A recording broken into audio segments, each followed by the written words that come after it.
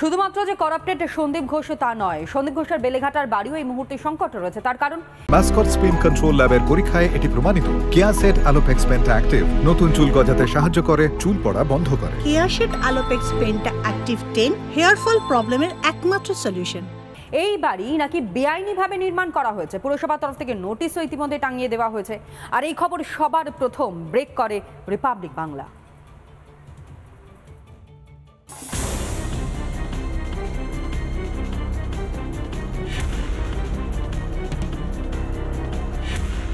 নম্বর বদন রায় লেন।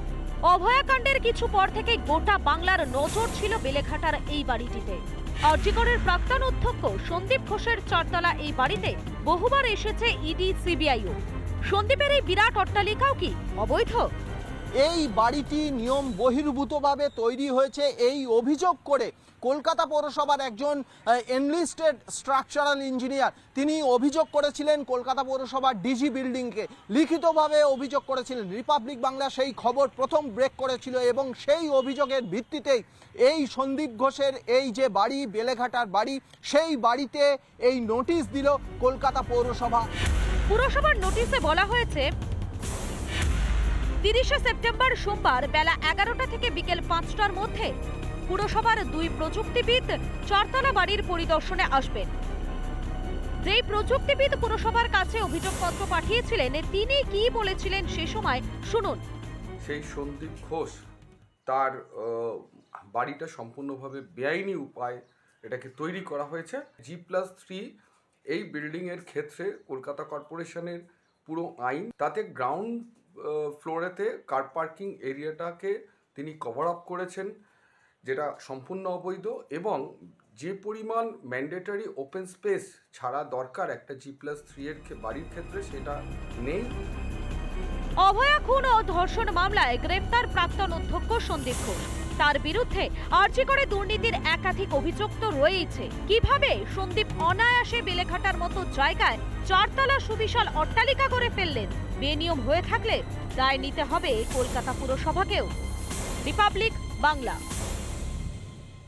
দিকে সন্দীপ ঘোষকে নিয়ে আদালতের যে নির্দেশনামা, তাতে চাঞ্চল্যকর তথ্য এবং সেই তথ্যের প্রেক্ষিতে মৃত্যুদণ্ড পর্যন্ত হতে পারে এই সন্দীপ ঘোষের।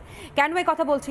তারও একটি কারণ রয়েছে। তার কারণ গণ্য হবে বিরল থেকে বিরলতম অপরাধ হিসেবে, এমনকি সন্দীপ ঘোষের জামিন খারিজ করে এমনটাই বলতে শোনা গিয়েছে আদালতকে। আরও স্পষ্ট প্রতিবেদন দেখুন।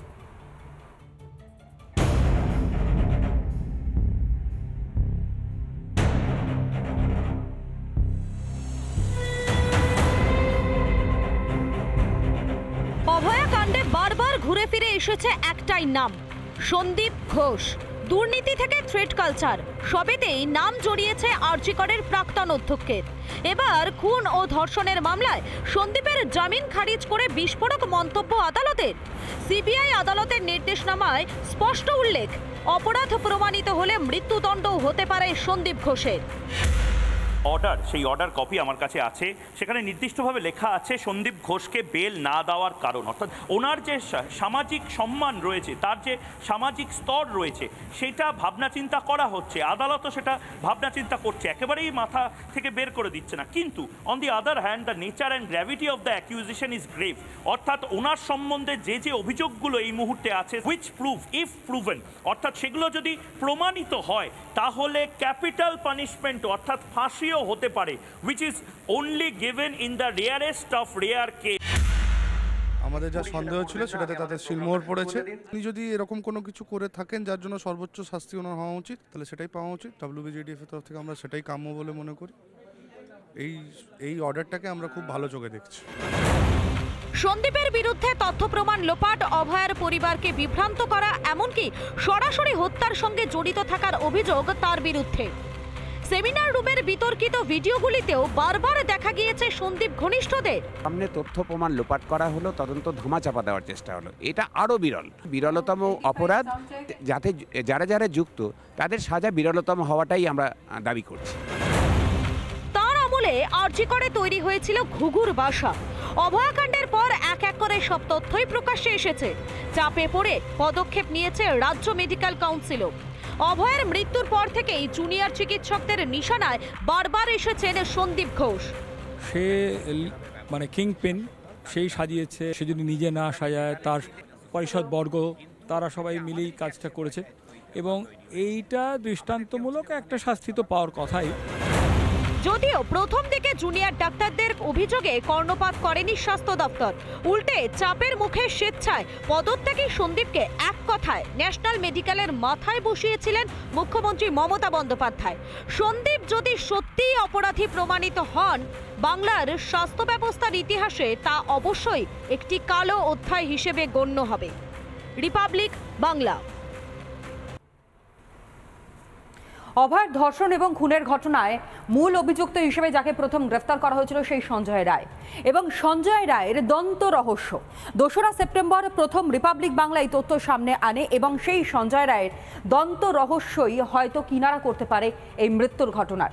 তার দাঁতের গড়ন ঠিক মতন যাচাই করা এবং একই সঙ্গে অভয়ের দেহে যে কামড়ের দাগ পাওয়া গিয়েছে দুটোর মধ্যে শনাক্ত করা এবং পার্থক্য তুলনা সবটা করার প্রেক্ষিতে দাঁড়িয়েই মূলত গোটা বিষয়টা আরও স্পষ্ট হবে বলে মনে করছেন তদন্তকারীরা।